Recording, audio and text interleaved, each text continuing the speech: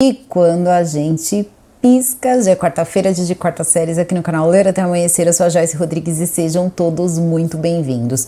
Bebês, eu encontrei uma série na Netflix muito interessante, chama Não Atenda o Telefone. É uma série documental dividida em 3 episódios e vai contar a história de vários trotes ali, vários telefonemas que foram dados para redes de fast foods em cidades pequenas nos Estados Unidos. E aí vem a pergunta, quando nós estamos falando de trote, uma pessoa fingindo ser uma autoridade, você começa a obedecê-la, o que essa pessoa está fazendo é crime ou não é?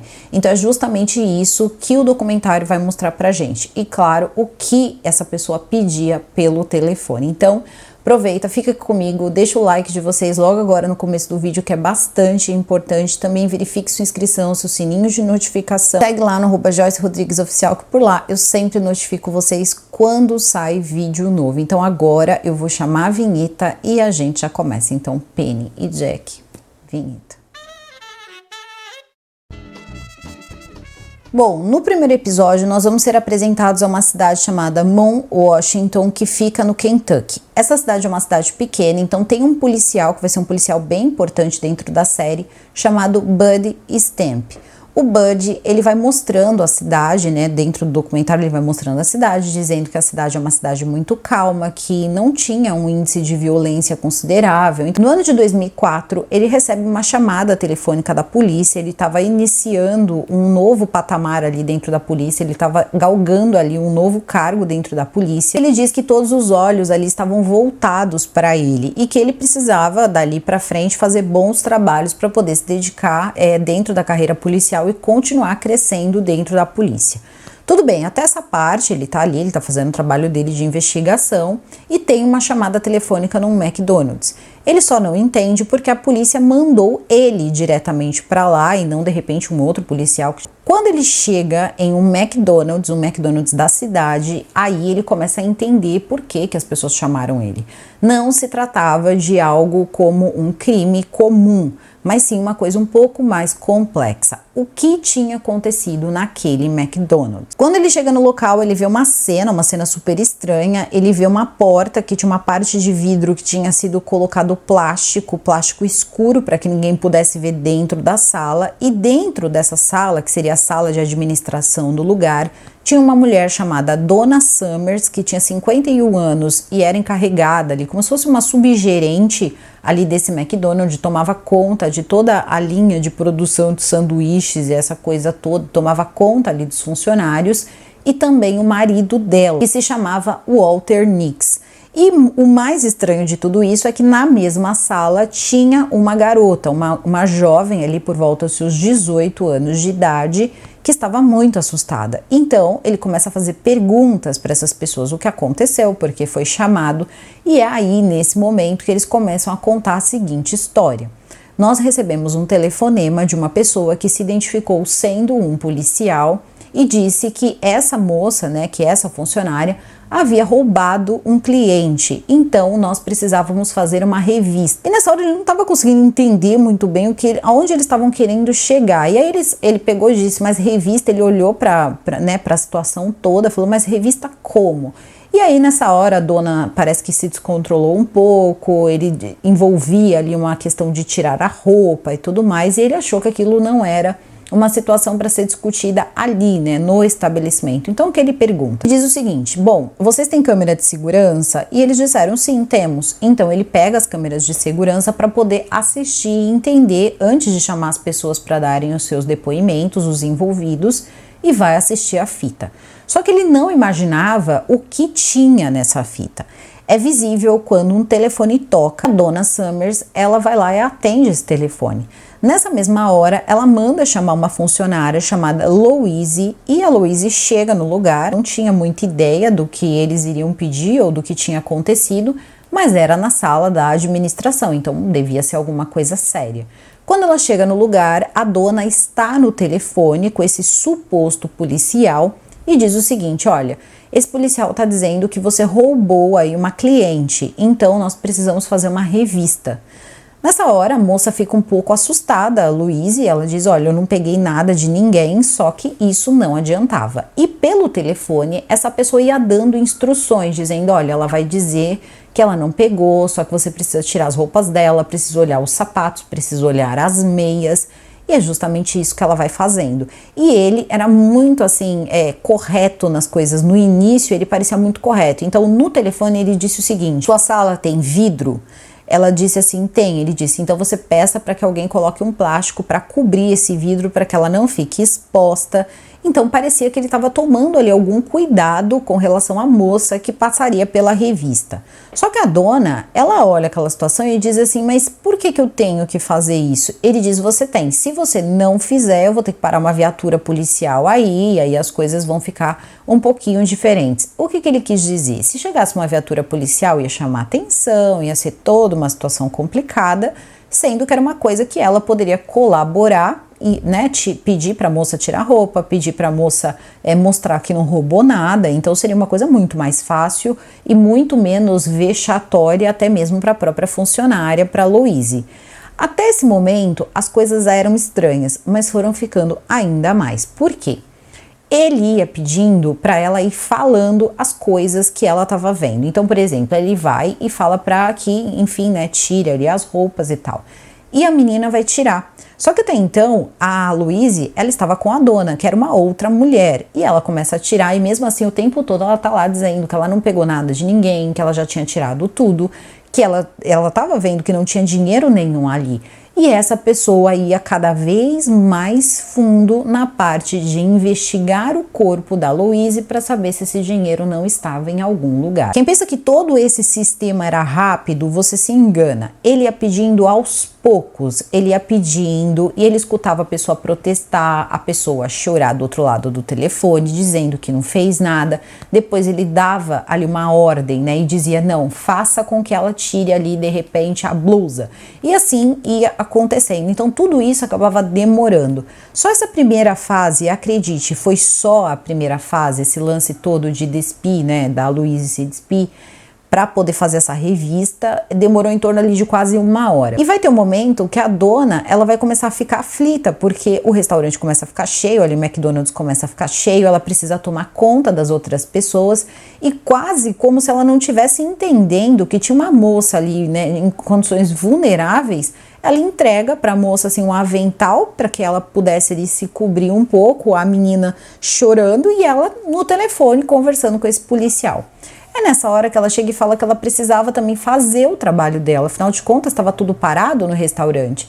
Então ele diz o seguinte para ela, você tem alguém de confiança? Uma pessoa que você confie, um pai, um irmão, alguém que você confie?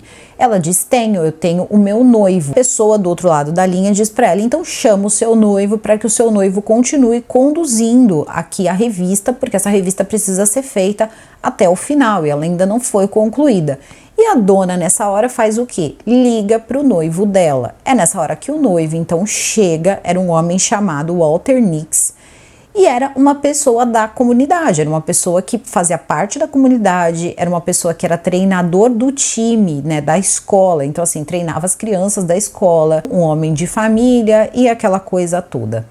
E quando ele chega no lugar, você percebe que assim, ela tá coberta ali com um avental, mas ela tá sentada numa cadeira e a dona vai embora, ela sai da sala. Gente, é a coisa mais maluca que eu já ouvi na minha vida. E aí, simplesmente pelo telefone, ele começa a conversar então com o Nix e fala pro Nix, olha, eu preciso que você continue a revista, eu quero que você mande ela fazer polichinelos, porque se ela estiver com o dinheiro em algum lugar do corpo, esse dinheiro vai cair. Ele faz a menina ficar ali fazendo polichinelos, tá? Pede para tirar o avental, então obviamente ela não estava com roupa, e fica ali vendo que nada tá caindo da menina, né? Não tem nada acontecendo. Ele começa a dizer que é para começar a pedir para ela fazer corridas no mesmo lugar, então isso vai demandando tempo, muito tempo, assim, já tinha quase 2 horas que a moça tava passando por essa situação. Tinha horas que ela chegava pro Nix e ela dizia, eu não fiz nada, ela, né, pedindo ali, dizendo que ela não fez nada, e ele dizendo, não, eu preciso fazer, eu preciso continuar a revista, e ele acreditando que ele estava ajudando a polícia.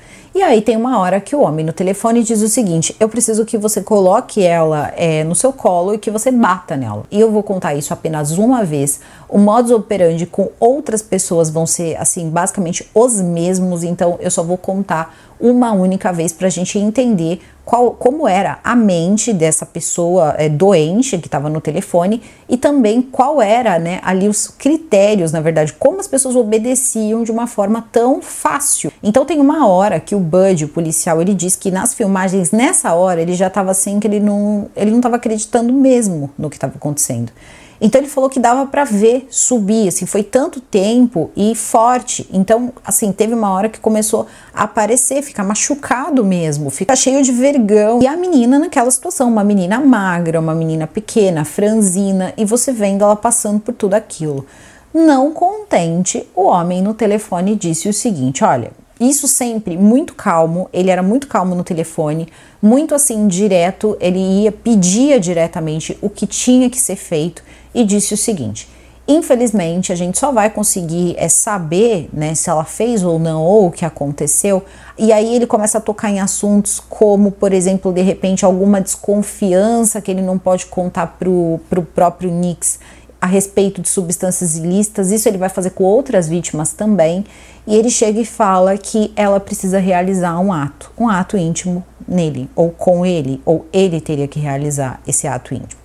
Não é falado no documentário se ele especifica qual é, mas o ato que o Nix escolheu seria então, né, de forma oral, e ele obrigou a menina a fazer isso. Isso tudo estava gravado. Isso durou por volta de 3 horas, entre essas idas e vindas, né, porque tiveram idas e vindas da dona Summers, que entrava e no momento que a dona estava quase chegando, instantaneamente era jogado ali o avental para a menina se cobrir. Então a dona, muitas coisas ali a dona não viu, só que ela jogou ali também, deixou a menina na mão de um homem que ela acreditava, né, que ela podia confiar, porque afinal de contas ele ia fazer o que com ela? E ele também não conta o que está sendo pedido, porque ele era orientado dessa forma.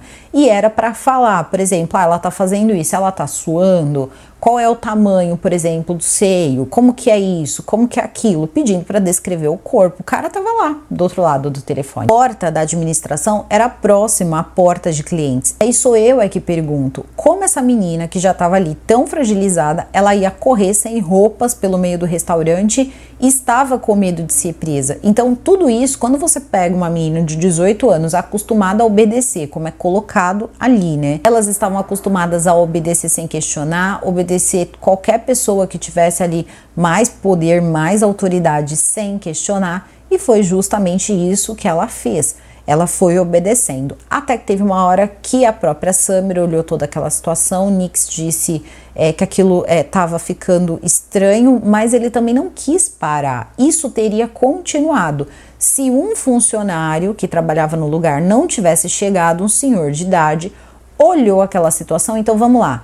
A dona tinha visto isso, tudo estava sendo ouvido e narrado pelo cara que estava no telefone, e ainda entra mais uma pessoa, que era esse senhor, e todo mundo vendo essa menina como se ela não fosse uma pessoa, sabe? Ele entrou, falou: mas o que está acontecendo aqui? E aí eles disseram que estavam conduzindo uma revista para a polícia. Ele disse: não, isso não funciona desse jeito. Ele pega o telefone, fala, diz que vai falar com o cara, diz que vai chamar a polícia. E nessa hora o homem desliga o telefone. É aí que um olha para a cara do outro e percebe que eles caíram em um trote. Só que trote ou não, o Nix, ele foi até onde, né, a pessoa do outro lado do telefone estava levando ele, né? A gente nunca vai poder dizer que ele fez isso porque ele quis. É claro, ele vai ter que pagar por isso, porque afinal de contas, ele tá no seu juízo perfeito, ele estava numa situação. Claro, o cara poderia ter tido um convencimento muito grande, falado com, né, de várias formas com ele, levado ele a fazer essas coisas. Sim, mas não é como se de repente o diabo me fez fazer. Não, ele fez de verdade. Aquilo aconteceu com uma garota. Então isso é uma situação muito tensa. Nessa hora, quando o Bud começa a assistir tudo isso, olha essa situação, ele já estava pronto para colocar o Nix, principalmente o Nix e a Summer ali presos, porque ele estava muito bravo. E aí ele vai chamar, né? Ele chama então a Louise, que era a menina, né, da filmagem que passou por tudo isso, para prestar o depoimento. Ele já estava se sentindo super mal. Quando ele pede para Louise se sentar, ela diz: eu vou sentar, Bud. Ela conhecia ele. Ele olhou para ela e percebeu que era a vizinha dele. Essa menina, a Louise, ela era filha de um amigo do Bud. O Bud conhecia a Louise. Nessa hora, ele começa a fazer as perguntas, ele sabia como a Louise era uma boa menina, e aí ele começa, né, a fazer várias perguntas. Ela é obrigada a repetir tudo que aconteceu. Isso é uma coisa assim também muito, né, complicada até mesmo para se conduzir, uma moça muito jovem, e isso feito em 2004, então a gente não sabe nem como era feito de verdade, e o Bud prestando atenção ali em tudo. Quando a Louise sai de lá totalmente arrasada, ele diz: cara, eu vou pegar esse homem. Isso é muita sacanagem, fazer uma coisa dessa é uma coisa horrível. E aí ele pega, faz a ação dele ali em relação ao Nix, em relação a Summer, só que ele também quer saber quem é a pessoa que passou esse trote. E é nessa hora que ele fala: bom, só pode ser uma pessoa, porque pra tá, né, pedindo descrições, ouvindo coisas, as coisas acontecendo como eu assisti na câmera, deve ser uma pessoa que estava assistindo essa situação, porque ninguém ia pedir isso só pelo prazer de ouvir, ou, né, ninguém imaginou que uma pessoa seria tão doentia, pior é que era. Mas ele começou pelo básico, ele falou: bom, eu vou olhar aqui ao redor e ver quais são as direções que um carro ou uma pessoa pode parar, que conseguiria ter uma noção de onde é esse McDonald's, da sala também onde tudo aconteceu, para ver se ele conseguia ver alguma coisa. E claro, tinha que ter um telefone. Então ele começa a dar uma olhada, para a viatura em várias posições e não consegue encontrar nada, assim, nada que dava diretamente para o McDonald's. Ele não consegue chegar a nenhuma conclusão. O que ele consegue chegar como ali uma possível pista é o seguinte: um dos funcionários disse o seguinte para ele: Sr. Bud, o senhor pode discar, acho que era jogo da velha 69, que você consegue o último número de telefone que ligou e você consegue retornar a chamada. Retornando a chamada, você consegue depois o número de telefone. Ele retorna essa chamada e nada acontece. Do outro lado, ninguém atende. E ele fica com aquele número de telefone, mas aquilo não era prova de nada, ele não conseguia encontrar a pessoa. Ele achou aquilo extremamente injusto, ele achou aquilo extremamente triste, e que também acabou colocando pessoas ali que não tinha nada que falasse contra elas ali, no caso, né, antes, a dona e também o Nix. E ele começou a falar: puxa, eu conheço essas pessoas, né? Não são más pessoas. O que aconteceu para essas pessoas perderem totalmente a moral? E começa a fazer aquelas perguntas, aquelas coisas, né, que ficam perturbando. E ele falou que ele levanta e ele começa a pesquisar esses casos. Ele fala: não é possível, eu nunca ouvi falar de uma coisa dessa. Uma pessoa passando trote, fazendo esse tipo de coisa, induzindo pessoas a fazer atos assim. Então ele começa a fazer essas pesquisas. Quando ele joga a situação que aconteceu com a Louise na internet, ele descobre que tinha mais de uma página de locais que tinha acontecido as mesmas coisas. E detalhe, a primeira vez que aconteceu foi no ano de 1994, e o ano que ele começou a pesquisar isso era o ano de 2004. Uma outra coisa que deixou ele muito aborrecido foi a quantidade de vezes que aconteceu com o próprio McDonald's. Então assim, isso vinha acontecendo, tinham momentos que aconteceram 2 vezes em um único dia e as pessoas não tinham sido avisadas. Em nenhum momento, gerente, subgerente, as pessoas que tomavam conta ali receberam a seguinte informação: olha, tomem cuidado com ligações telefônicas, porque tem uma pessoa ligando, dizendo que é um policial, uma coisa básica, né, para você se atentar. Do mesmo jeito que se você tem um suspeito que tá roubando no lugar, as pessoas se conversam e dizem: olha, tem um cara estranho que tá fazendo pequenos assaltos aqui a lugares assim, né, a lanchonetes e tudo mais. Isso não aconteceu, isso não veio. E isso não veio por parte de nenhum comércio. Por quê? Burger King também aconteceu, só que iam acontecendo em outros estados. E foi isso que ele começou a mapear. Ele falou: eu quero pegar esse cara. Então a gente vê aquela cena clássica, que basicamente não deve ter acontecido assim, mas que eu adoro, que é aquela cena, né, do mapa. Então é colocado o mapa e ele começa a colocar ali os lugares onde estão acontecendo aí esses trotes. E aí que ele identifica que desde 1994 acontecia, ele já tinha identificado 90 casos em 32 estados diferentes. Basicamente, ele escolhia cidades que eram cidades um pouco mais afastadas, com poucos habitantes, cidades que eram mais conservadoras. Então, ele ia escolhendo essas cidadezinhas assim. E qual o motivo de escolher, de repente, McDonald's, Burger King, Taco Bell's? Porque normalmente quem trabalhava eram pessoas muito jovens, né? Incluindo aí pessoas menores de idade, ali de entre 15 e 18 anos. E não era muito fácil você encontrar pessoas adultas, né, trabalhando nesses lugares, pelo menos não como garçonete ou como atendente, porque o que acontece? Era justamente essas pessoas que ele mirava quando ele telefonava. Ele nunca perguntava por um gerente, ele nunca perguntava por alguém que tinha uma relevância, que podia ser um pouco mais velho. Ele sempre falava de uma atendente. E ele dava informações, ele dava essas informações, ele ligava e dizia, olha, teve uma mulher que teve a sua bolsa roubada, como vai acontecer em Idaho, em 1999, que vai ser assim, ele vai ligar e vai dizer o seguinte para o gerente: uma cliente teve a sua bolsa roubada, $50 dessa bolsa sumiu e quem pegou foi uma moça que tem por volta aí de 1,50 m, é uma moça jovem, muito jovem, deve ter no máximo 18 anos e ela tem os cabelos loiros. É muito comum que num lugar desse tenha uma jovem exatamente com essa descrição. E era uma descrição que ele usava muito, porque em todo lugar que ele ligava dando essa descrição, ele achava uma pessoa. E ele sempre dizia que tinha acontecido com uma atendente. Esse era o alvo dele, essas pessoas eram os alvos dele. Só que tem o seguinte, nós vamos ficar sabendo da Louise, que é o primeiro caso. Tem esse de Idaho, que vai acontecer basicamente a mesma coisa que aconteceu com a Louise, mas com outra garota, da mesma forma, pelo telefone. A diferença é que quem vai fazer tudo é o gerente do lugar. Só que essa moça vai acontecer o seguinte, quem vai interromper é um rapaz de 22 anos chamado Derek. O Derek, ele percebe, né, dessa vez era uma pizzaria, e ele percebe que tem muita pizza acumulada, o restaurante está cheio, a cozinheira ali estava toda atrapalhada com as coisas ali e os atendentes tinham sumido, as pessoas ali tinham sumido.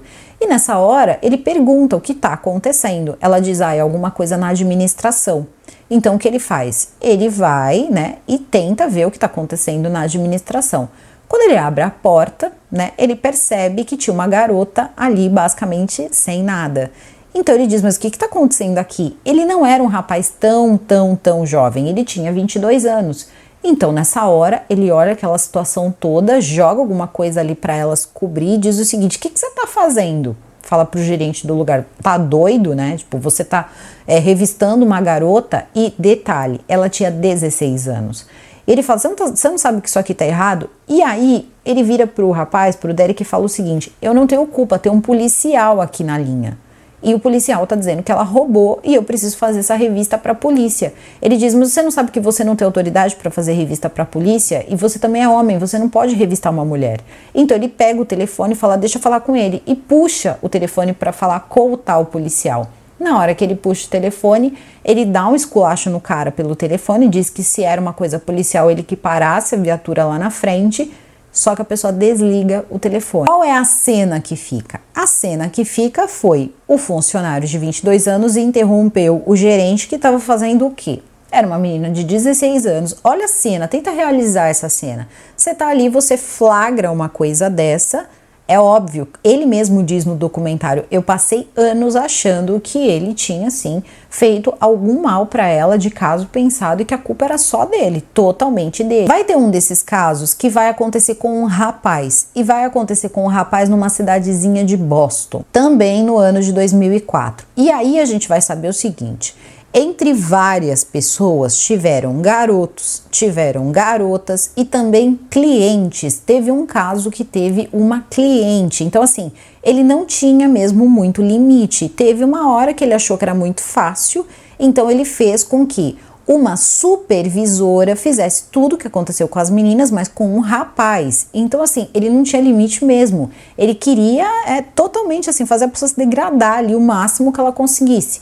E era justamente isso que ele ia fazendo, e sempre da mesma forma, e sempre de telefones públicos, e sempre sem deixar nenhum rastro. Chamava Victor Flotter, ele faz o seguinte, ele recebe essa denúncia sobre um rapaz, e ele diz o seguinte, se fosse o meu filho, eu teria ficado muito, mas muito irritada, eu ia querer saber quem é esse cara.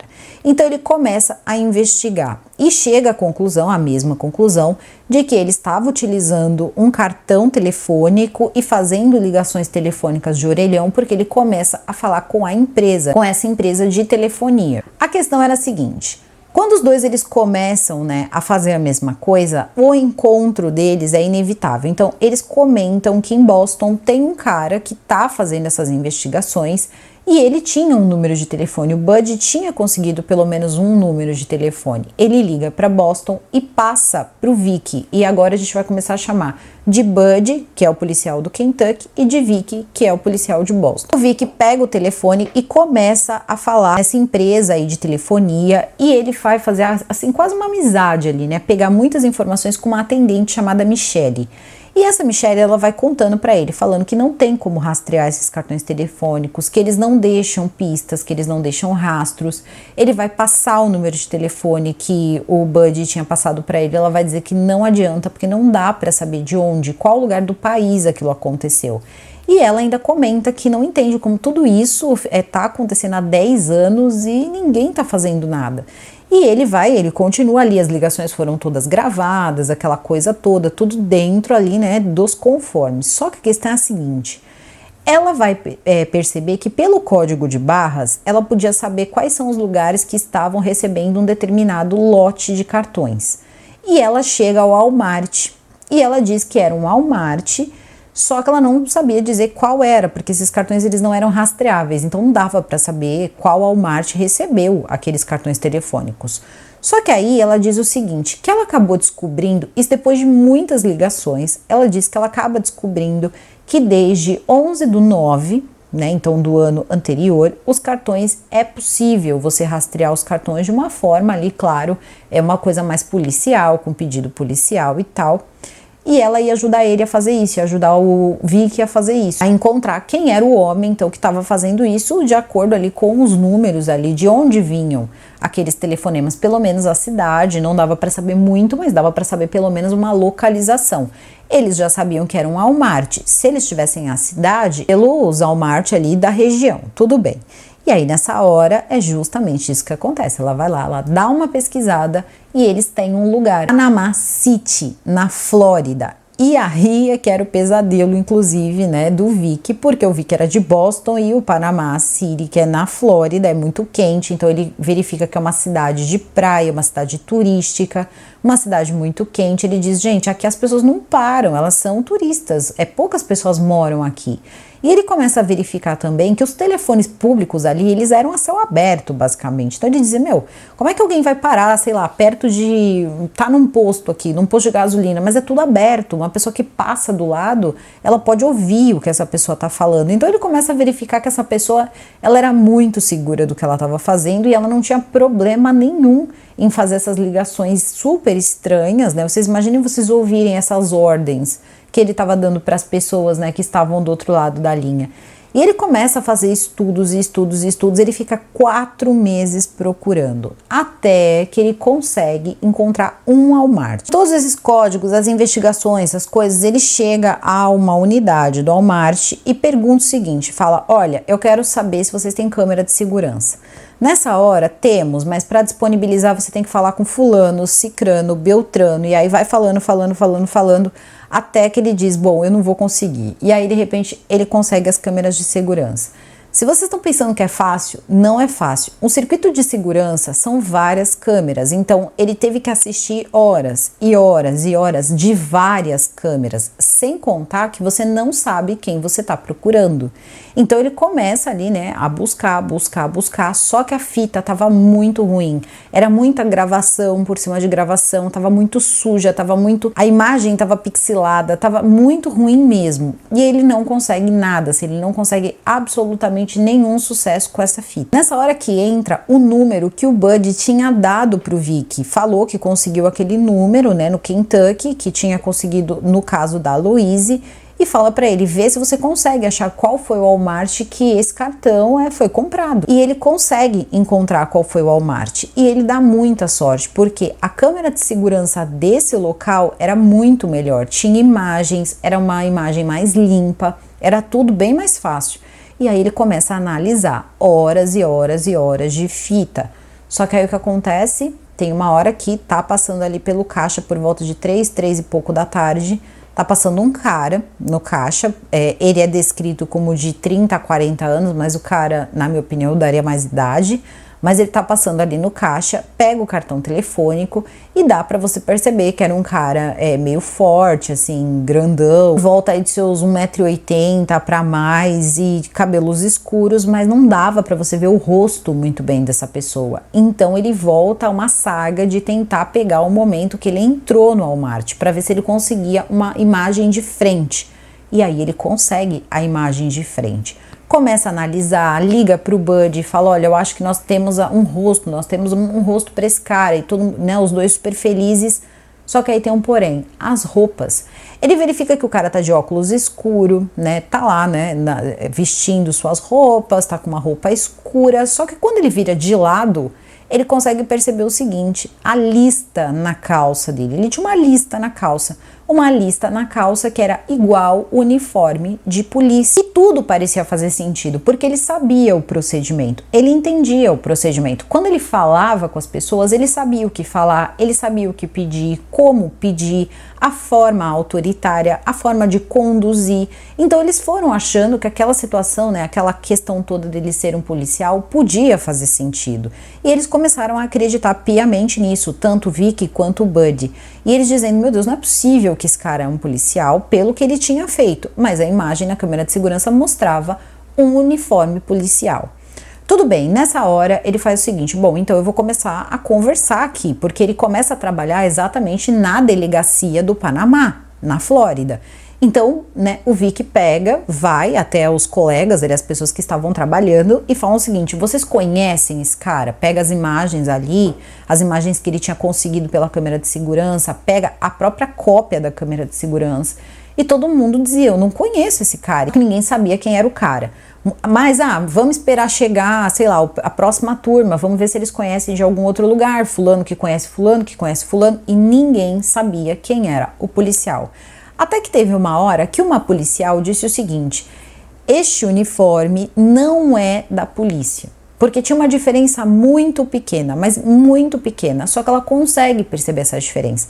E ela diz que a lista que tinha ali e o conjunto todo não era bem da polícia, era do sistema carcerário. Esse homem, ele era um carcereiro, ele trabalhava dentro de uma penitenciária, mas ele não era um policial. E nessa hora, bingo! Né, o Vic fica muito feliz, porque ele diz, bom, pelo menos fica mais fácil, porque uma pessoa que trabalha em uma penitenciária, ele vai trabalhar ali todo dia, então ele tem que estar em algum lugar, não vai ser difícil encontrar ele aqui, porque ele tinha estado no Walmart várias vezes, então eu vou conseguir encontrar, é só uma questão de tempo, porque eles vão ter ali um quadro de funcionários.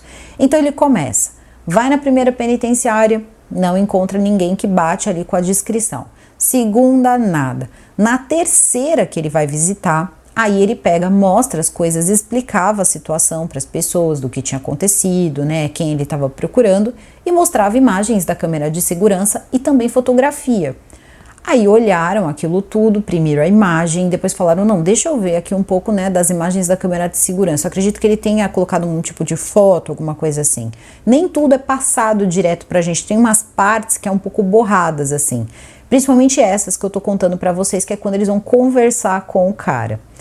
Aí um deles diz o seguinte, olha, eu sei quem é o cara, o nome dele é David Stewart e inclusive ele tá aqui no período de trabalho dele, no plantão dele, vocês podem conversar com ele se vocês quiserem.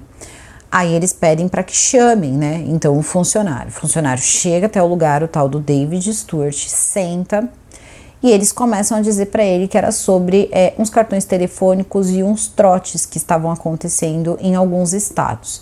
Nessa hora o cara começa a ficar nervoso, começa a tremer, começa a suar e o policial pensando, bom, deu certo, a gente, né, conseguiu pegar ele porque ele vai acabar falando aqui.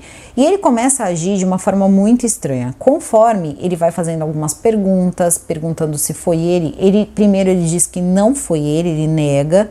Depois eles vão continuando ali, conversa, tinha ali algumas outras pessoas que eram da penitenciária olhando, e ele quase confessa, só que quase confessar não é confessar. Logo, o que acontece? o Vic prende ele, vai levar ele preso. E ele começa a agir como se ele fosse um policial, assim. Ele age como se ele tivesse entre amigos e aquilo fosse um mal entendido. Todos nós somos policiais, eu vou provar que tá tudo bem, eu sou bonzinho. E aí o Vic manda fazer ali uma busca na casa dele e eles reviram a casa dele. Ele morava num lugar que era bem afastado, perto de um lugar que tinha alguns trailers, esses campos de trailer, né, que tem nos Estados Unidos. Só que a casa dele era uma casa ainda mais para dentro, assim, de quase uma floresta. Então, assim, era bem afastada mesmo. E ele não morava sozinho. Quando eles começaram a olhar as coisas ali, eles acharam que ele morava só, porque, né, o lugar era muito afastado e tal. Só que ele era casado e ele tinha 5 filhos. Então eles começam a fazer a revista e eles encontram na casa muita coisa sobre polícia. Revistas policiais, eles começam a encontrar boné, começam a encontrar tudo que era coisa referente à polícia e também ali cadernos, folhas de papel, como se fossem ali relatórios policiais que no fundo ele não tinha que fazer. Então assim, de duas uma, ou aquilo era de alguém ou ele acabava pegando aquelas folhas e fingindo que era policial. Eles disseram que ele tentou entrar para a academia algumas vezes, ele tinha essa coisa toda com a polícia, só que ele mesmo, a pessoa dele, nunca tinha infringido a lei, ele nunca tinha quebrado ali, nunca recebeu uma multa de trânsito. Então, para eles precisavam de materialidade, precisavam encontrar o máximo de coisa possível. Fica claro ali pro Vic que aquelas coisas todas de polícia na casa dele mostrava e corroborava toda a tese que eles tinham dessa questão de autoridade, que ele tinha vontade de ter essa autoridade e ele também se identificar como sendo um policial. Então isso tudo começou a fazer sentido.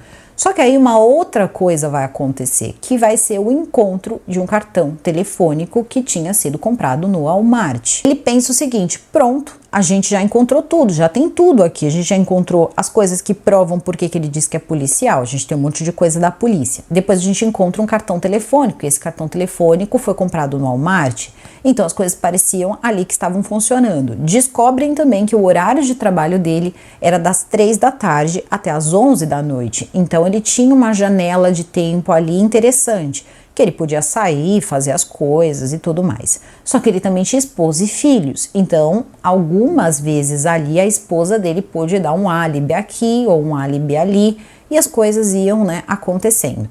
Eles também conseguiram provar que ele ia diversas vezes para Orelhões. E aí é aquele momento que a polícia, ela tem muita coisa, mas quanto disso vai poder ser usado? Como eu sempre digo aqui, e cada um interpreta da forma que quiser, né? Mais uma vez, cada hora a gente é uma coisa, né? Às vezes a gente tá aqui e senta para defender quem não presta, enfim. E aí fica a critério, né, de cada um pensar aquilo que quiser. Qual que é o problema aí dentro dessa situação? Eu não tô defendendo o David. Mesmo que você seja culpado de alguma coisa que te leve, né, para um julgamento, uma coisa que te... Não importa, se você levantar a suspeita, já é o bastante. Então você...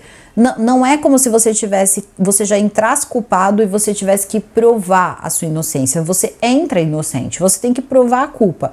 Então qualquer coisa que chegue lá e não bata, né, não corrobore ou saia fora de uma linha, quebra um pouco esse raciocínio de culpa, como acontece com diversos casos, inclusive casos que eu já trouxe para cá, casos que a pessoa, você pode achar que ele é culpado, você pode pensar, porque todo mundo ainda é réu até ser acusado, então a gente, né, pensa.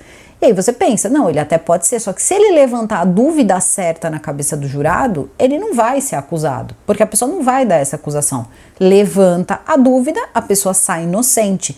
Então, esse é o problema. E aí tem várias outras coisas também que são feitas, como, por exemplo, acordos, entre outras coisas, mas isso é particular de cada lugar. Então, o que acontece? Aqui, nesse caso, o policial, o Vic, ele achou que ele tinha bastante materialidade. E depois essas coisas são frágeis. Mais uma vez, quando chega num julgamento, dependendo do que vai ser colocado, da forma com que as coisas vão ser colocadas, essas pessoas, elas conseguem provar, às vezes por ser verdade ou às vezes por ter boas defesas, que não, que as coisas não aconteceram desse jeito. Veja só. Então é justamente sobre isso, não é sobre quem é culpado ou sobre quem é inocente, mas com a dúvida certa que você pode levantar, que pode fazer com que as pessoas elas não se sintam confortáveis. Elas digam, bom, pode ser que sim, parece que sim, mas ainda tem isso aqui que coloca essa pessoa numa situação de dúvida. Então eu vou me abster, ou então eu não vou conseguir condenar essa pessoa, eu não vou dizer que essa pessoa é culpada em vários casos. Então, não é uma questão de defender pessoas culpadas, até porque ninguém pode saber se uma pessoa é culpada ou inocente antes dela passar por um julgamento. Ok, aí nesse caso, o que vai acontecer? O Vic, ele vai achar que com essas coisas, ele já consegue levar uma promotoria e o caso, né, começar a ser tocado. Primeiro que já tinha uma questão toda desse caso estar sendo televisionado, então algumas pessoas já estavam conseguindo ali, né, ter essa noção, ter mais ou menos essa noção de que tinha uma pessoa, então pelo menos já foram avisadas, né? Se acontecer de ter aí uma ligação telefônica e tal, não atende, ou então não dá bola porque é trote. E começava também uma certa pressão, porque afinal de contas é um cara que estava solto há 10 anos, ele estava ativo há 10 anos. Então eles queriam pegar, tanto o Vic quanto o Bud, cada um por seus motivos, mas eles queriam pegar. O Bud, ele dá a entender que, claro, ele tinha, né, consciência de todas as pessoas que sofreram com aquilo, mas no caso dele foi muito mais direto, era uma pessoa que ele viu crescer, era uma menina que era vizinha dele, então assim, é difícil, numa cidade pequena que todo mundo se conhece, quando eles encontram essas coisas, eles oferecem então, né, chegam lá e falam, olha, toma aqui promotor, a gente tem essas coisas e tal. E o promotor ele ficou um pouco incrédulo, não tinha uma confissão, eles tinham entregado ali as coisas, o Vic tinha entregado as coisas, ele falou, olha, a gente vai prender ele, tá?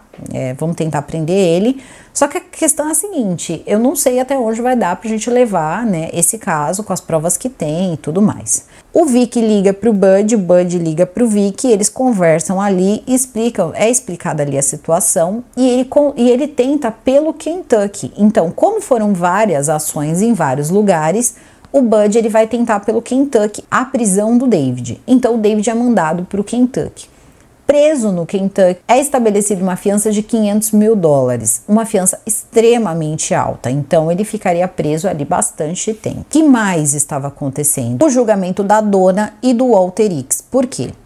O Walter Nix, ele precisava responder pelo que ele fez. Afinal de contas, pelo telefone, com ordem ou sem ordem, ele tinha feito ali tudo aquilo que foi dito ali no começo do vídeo com a Louise. Então, ela queria justiça, e da forma correta, inclusive ele foi preso, então o Bud prendeu sim esse homem, né, ele estava lá, ele estava respondendo pelo que ele fez.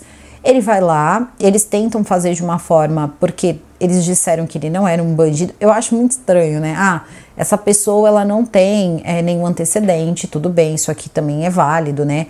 Essa pessoa é uma pessoa que participa da sociedade, esse é um cara que é treinador do time da escola, ele vai à igreja, e isso é como se fosse uma coisa assim, uma pessoa dessa ela não é capaz, né, de fazer nada de mal para outra pessoa.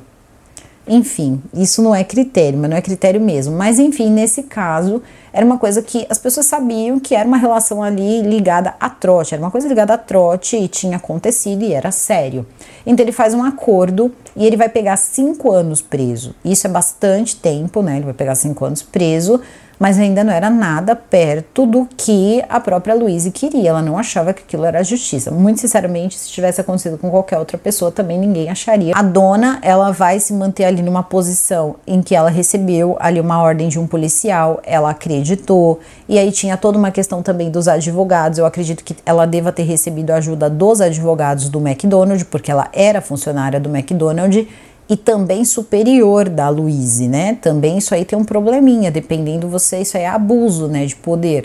Então tudo isso foi sendo colocado, só que na hora de fazer ali a pena, ela percebeu que ela ia ser presa, ela faz um acordo. Aí a Donna acaba assumindo o que ela fez, ela faz o acordo de Alford, então ela assume e para todos os efeitos ela não tem nada contra ela, mas ela acaba sendo presa. É como se você fosse punido, mas você ficasse com a sua ficha ali limpa. E ela pega 1 ano, só que é 1 ano de liberdade condicional. Então de tudo que aconteceu com a Louise ali, só o Nix acabou pagando ali 5 anos preso. E depois mais 1 ano de liberdade condicional. Então foram 6 anos ao total.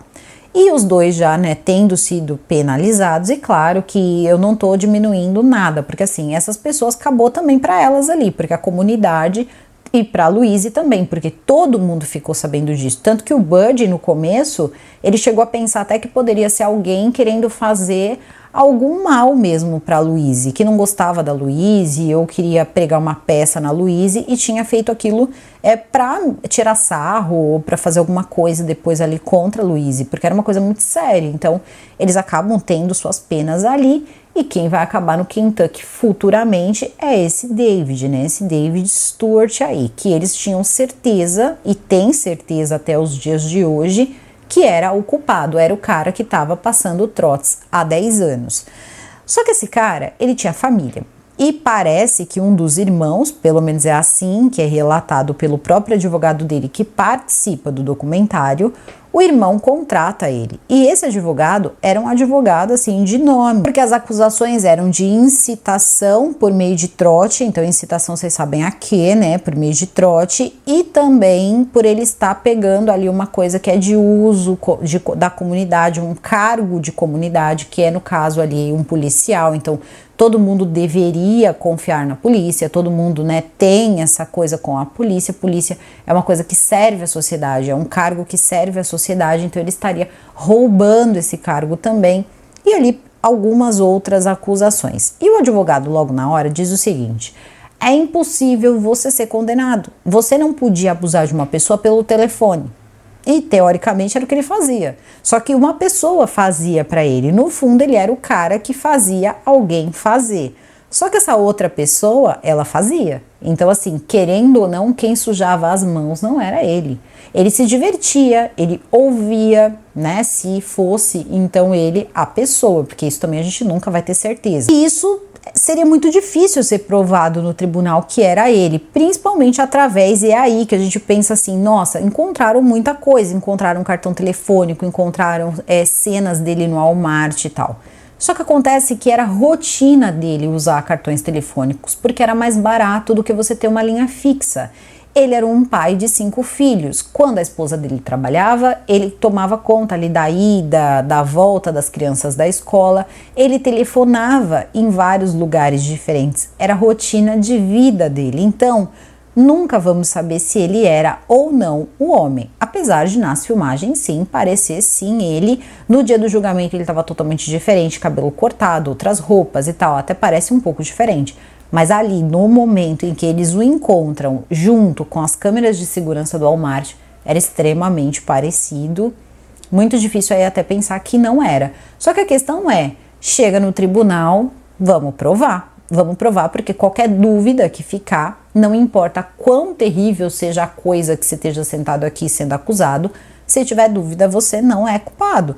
E foi justamente isso que aconteceu com ele. Eles olharam a situação, viram que as provas que a polícia apresentou não eram as suficientes, o advogado soube fazer as perguntas certas, mostrando que podia ser ele como podia ser qualquer outra pessoa que tivesse alguma coisa parecida com a dele, ou um uniforme, ou um óculos, ou qualquer outra coisa, e que ele não poderia realizar esses atos estando pelo telefone. Então, ele também, e nada dizia contra ele, dizendo que ele poderia ser o cara que estava passando o trote, porque as pessoas estavam falando de trotes. Então, não tinha uma câmera ali perto de um orelhão que tivesse filmado ele no telefone, não existiam provas ali, não tinham provas cabais, provas ali totalmente materiais que mostravam ele no ato fazendo aquilo, né, um flagrante, entre aspas, porque era o único jeito de provar que ele era o cara que estava passando o trote por 10 anos. Ele também passou a ficar na casa dele, essa parte acho que eu até pulei aqui pelo calor da emoção, porque esse caso, ele é um caso assim, na minha opinião, bizarro. Eu nunca vi uma história como essa, sinceramente, nem eu e nem o juiz do caso. O juiz do caso ficou assim, quase igual a gente aqui, totalmente assim abismado, porque você tá lidando de fato com coisas muito sérias que aconteceram, né, crimes. E a pessoa tava pelo telefone e você não consegue rastrear essa pessoa. É quase o crime perfeito. Então assim, é uma coisa muito maluca. E eles começam a mostrar todas aquelas coisas, diziam que aquilo era prova. Tinha a questão da fiança também no começo, lembra? Em 2004, né? Que eu contei pra vocês, quando eles prendem, né, o David, a fiança dele era 500 mil. O advogado rapidamente faz um pedido e diz que é impossível uma fiança ali de 500 mil, não tem porquê a fiança dele ser 500 mil. Era um homem que não tinha cometido crimes, não tinha histórico de fuga por nada, era uma pessoa que tinha trabalho, tinha família, tinha filhos e tudo mais, pintou ele ali como um homem de família, uma pessoa correta, de repente poderia até ser, não sei, mas foi desse jeito que foi colocado e também vai ser o que eles vão levar para o tribunal, só que aí eles conseguem baixar essa fiança aí para 100 mil e essa fiança é paga. Tanto que nessa hora a gente descobre também que talvez essa coisa toda dele ter as coisas em casa sobre a polícia poderia vir do irmão, porque o irmão dele era policial. Então tá vendo como na hora parece que tudo que você tem é muita coisa, mas quando chega no vamos ver mesmo, pode se explicar. Se você tiver uma boa defesa, é complicado. A coisa, quando ela não é muito material, talvez nesse caso fosse mesmo o caso de alguém ter visto, ouvido, denunciado, ou mesmo uma câmera de cara mesmo pegar ele no ato, eles conseguirem cruzar o local com os horários. Mas isso era muito difícil, principalmente por causa da época. Olha só a situação em relação ao rastreio, né?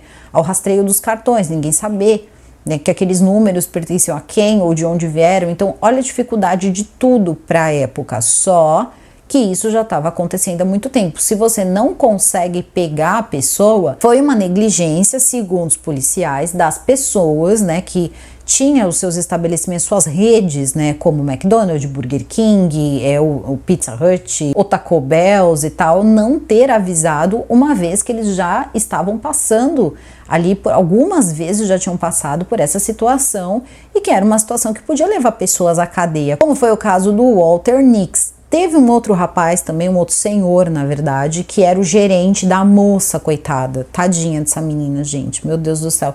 Uma menina de 16 anos, uma dó. Absurdo, gente. Absurdo mesmo. A gente tá falando, né? Enfim, vocês sabem muito bem que não ficou... A situação foi a mesma da Louise, sabe? E foi muito triste mesmo. E no caso dela, eles disseram na cara dela. Ela relata tudo... num diário. Quando ela precisa falar isso para a polícia de novo, ela acha que aquilo vai se resolver, aquela inocência, né? Tipo, vamos procurar alguém. Só que ninguém procura. E aí vai ter uma hora que ela vai chegar e ela vai falar: vocês têm ideia de como é difícil para mim? Vocês estão investigando? E eles vão falar para ela: sinto muito, mas essa investigação não é prioridade. Então ela diz que quando ela soube que tinham mais pessoas, porque até então ninguém sabia que essa pessoa passava trote. O dela foi um caso de 99, para vocês terem uma ideia, a Louise só vai acontecer no Kentucky lá em 2004. Então tudo isso só vai começar a andar depois de 2004. E ela achando que isso só tinha acontecido com ela e que o gerente dela basicamente foi lá e fez tudo o que ele quis com ela, até que o colega de trabalho dela entrou na sala. Então é uma situação difícil. Esse cara também, que era o gerente do lugar, que revistou ela, ele também foi a julgamento. Só que no julgamento eles conseguiram ali meio que uma piedade ali para ele, uma dó dele lá. Ele acabou não sendo preso. É muito contraditória essa situação toda de deve ou não deve prender. Na situação da dona, por exemplo, eu achei assim super correto mesmo prender esse homem, porque ele sabia, de certo modo, não é que não quero parar porque eu acho, também pode ser uma coisa, eu não vou parar porque agora eu também tô em ponto de bala, se é que vocês me entendem. Eu também tô me divertindo com isso aqui. Porque é diferente, por exemplo, do outro, diferente do gerente que estava com a moça, essa moça de AI da Rua de 99, o que acontece? Ele estava sozinho, ele não tinha uma pessoa ali para quebrar um pouco aquele clima, que ele estava falando com o policial e tal. E esse cara, até no dia que ele começou a pegar esse gerente, ele falava coisas muito em relação a substâncias. Então ele dizia assim, ela vai começar, se ela ingeriu ou se ela, né, colocou e tal, tenta ver se de repente não vai mudar o suor dela, coloca ela para fazer atividade e me descreve como é que tá o suor dela. Claro, ele queria essas descrições, porque ele era um doente, mas a pessoa que tá fazendo, de repente ela até acredita que é isso que o policial quer.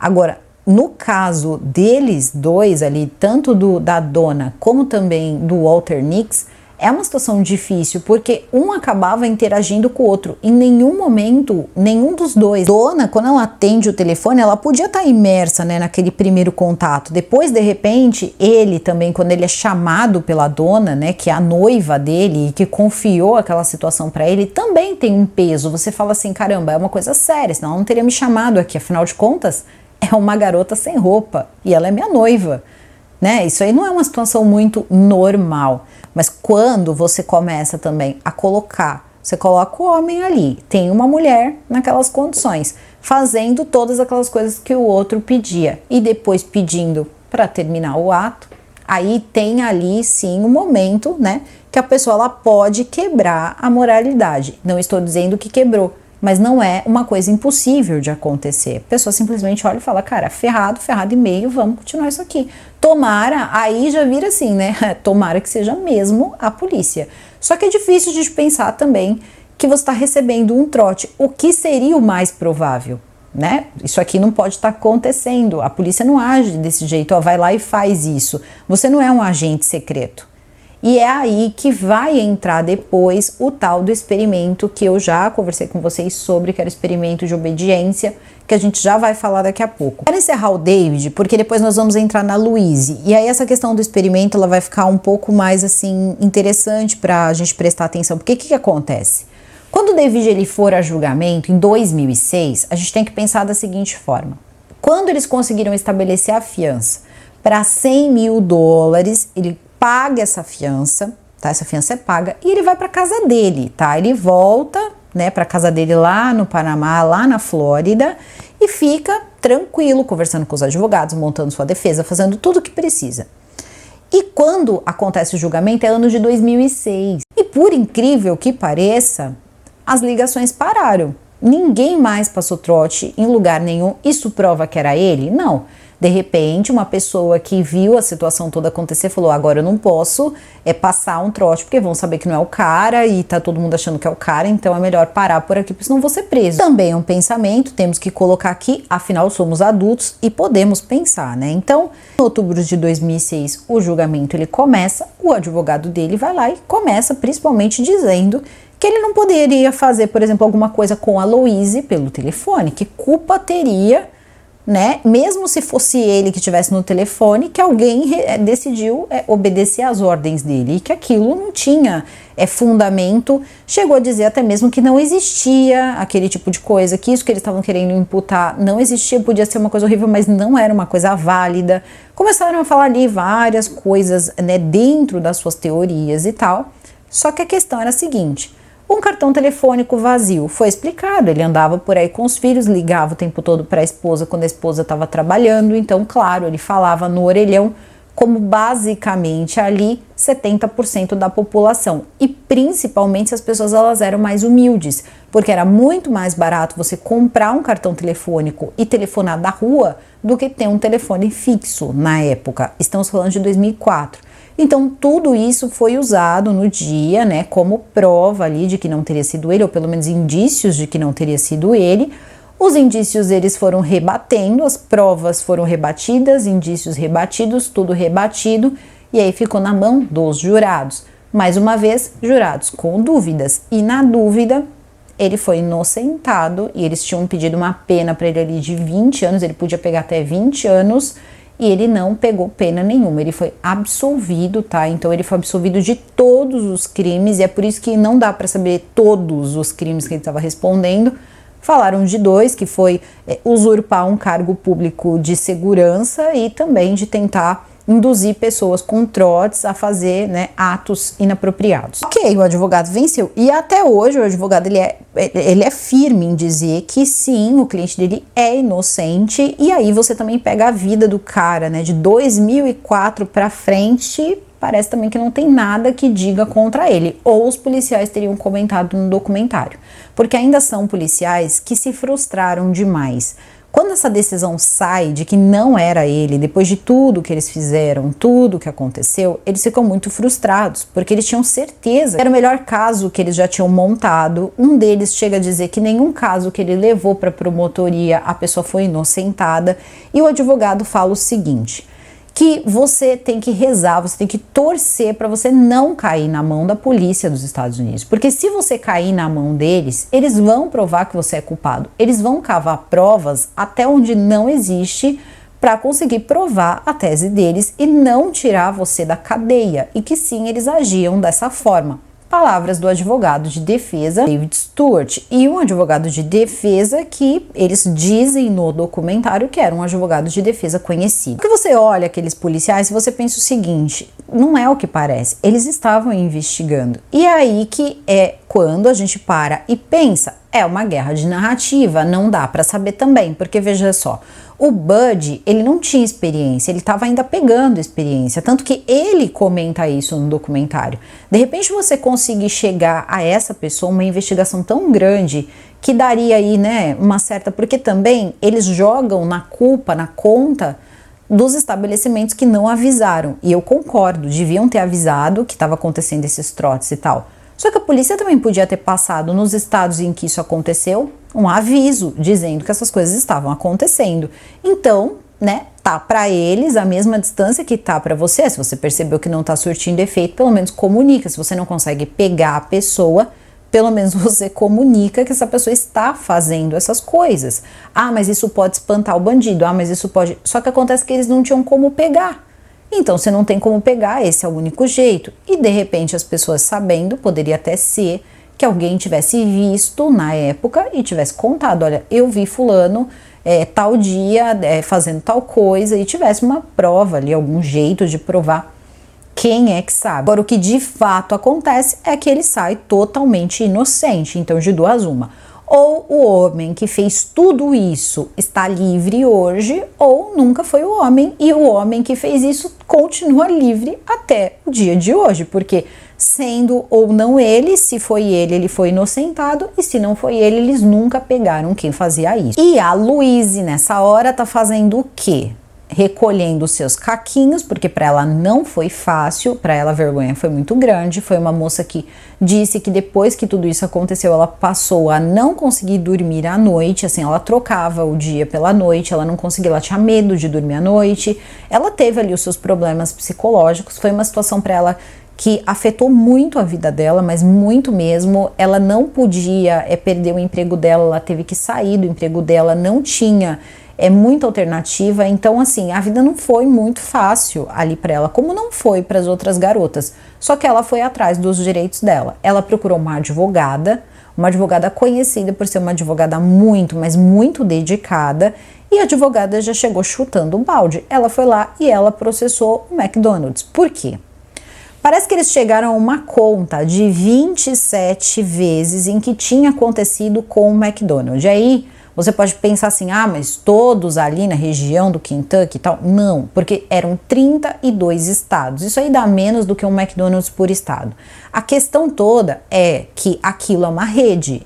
Então, dentro da rede do McDonald's nos Estados Unidos, por 27 vezes isso aconteceu. Aconteceu com garotas, aconteceu com garotos. Em um momento, eles não mencionam, mais uma vez, tem vezes ali que não é colocado quem é quem, né, onde aconteceu o quê, mas em uma das vezes aconteceu com uma cliente. Então, assim, isso em algum lugar. Pode ter sido o McDonald's? Pode, porque dá para perceber que não só a polícia, que deu uma culpadinha também ali no McDonald's, mas também as pessoas que estão fazendo ali o documentário focam no McDonald's.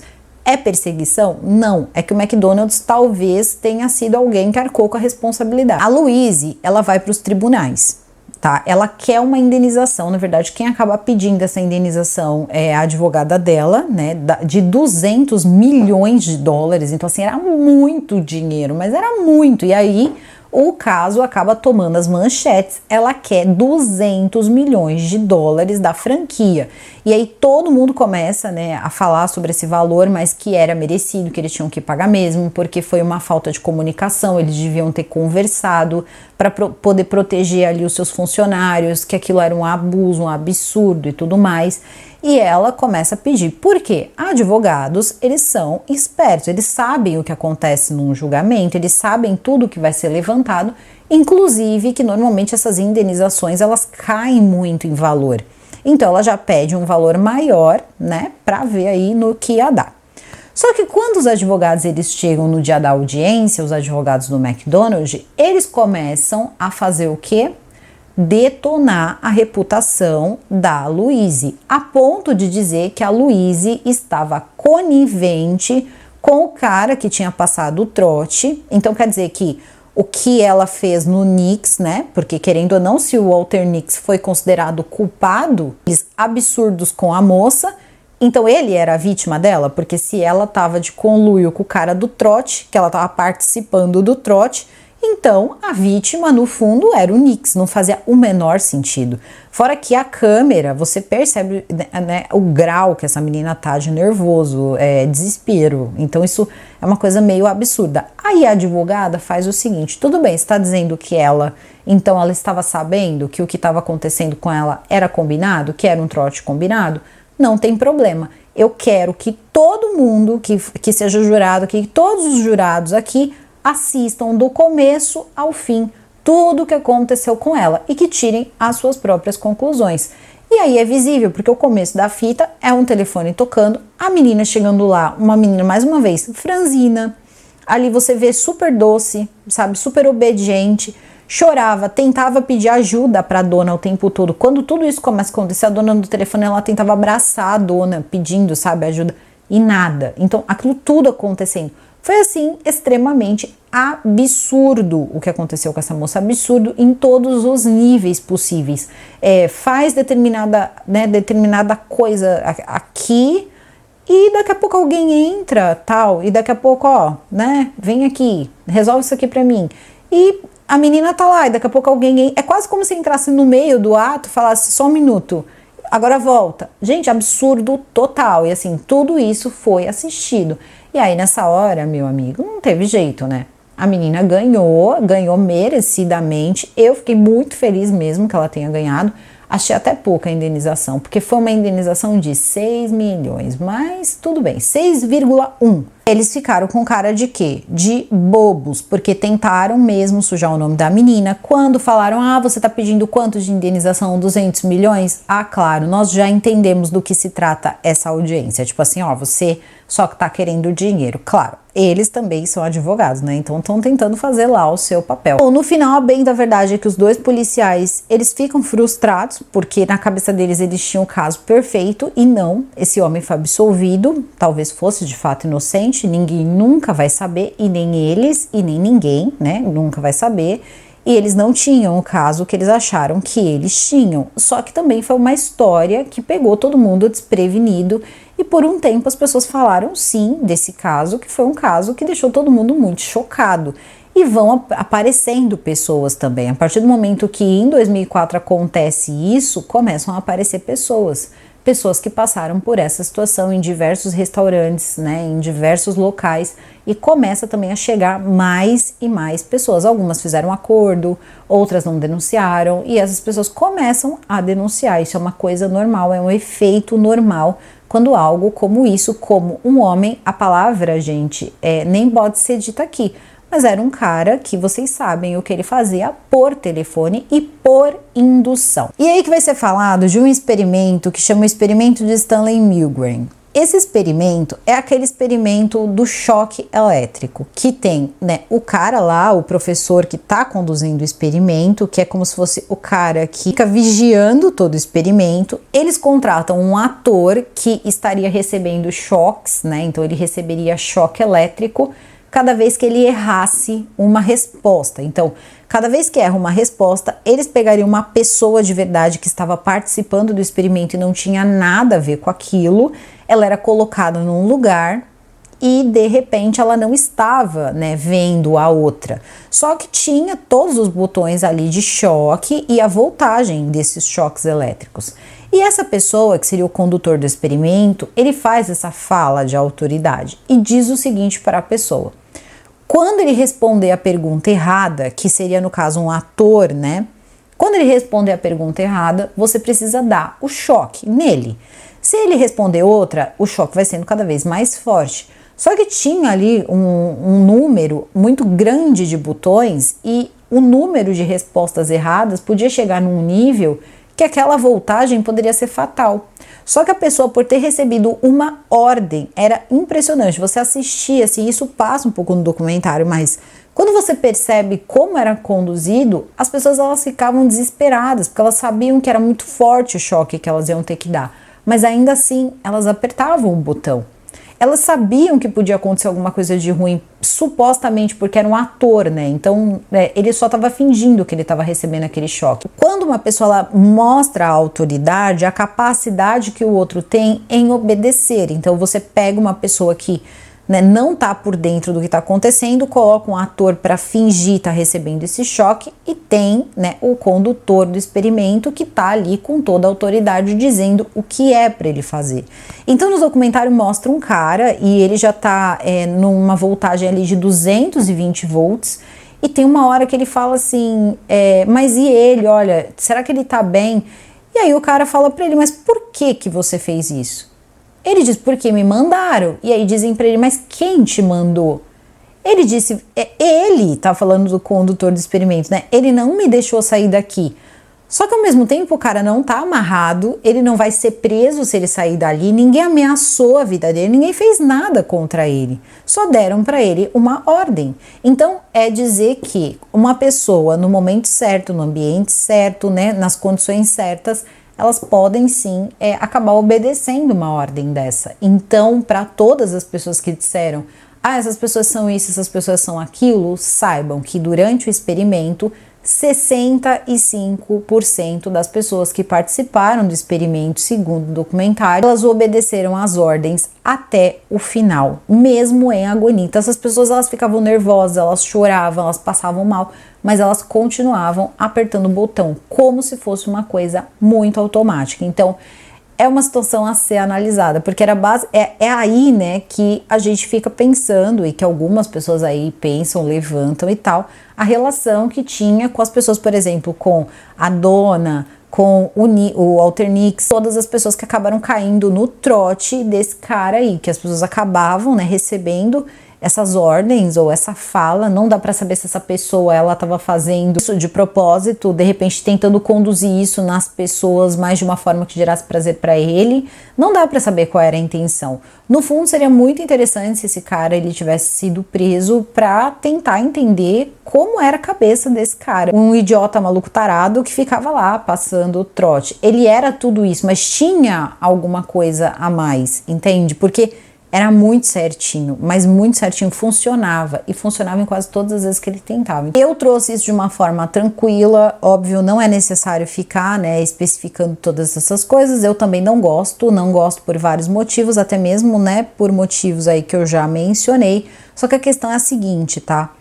Durante o documentário, a gente vai sabendo de outros casos, então aí vocês assistam o documentário por vocês, tomem aí as conclusões também de vocês, essas também foram as minhas, tá? Eu ainda posso pensar, então essas coisas são coisas que a gente vai vendo ao longo do documentário e se perguntando também, essa questão de um joga nas costas do outro, e você vê um senhorzinho ali da manutenção chegando e falando, gente, para com isso aí não acontece, não existe.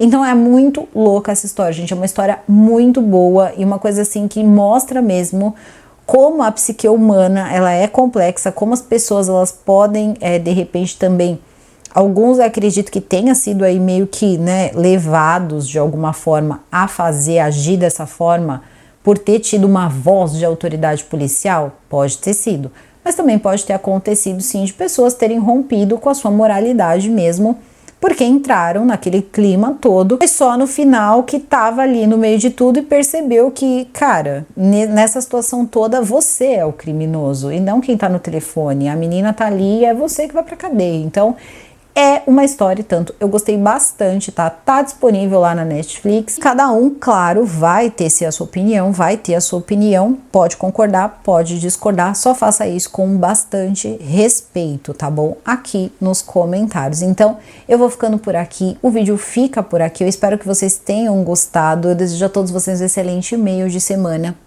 super beijo e até o próximo vídeo. Fui!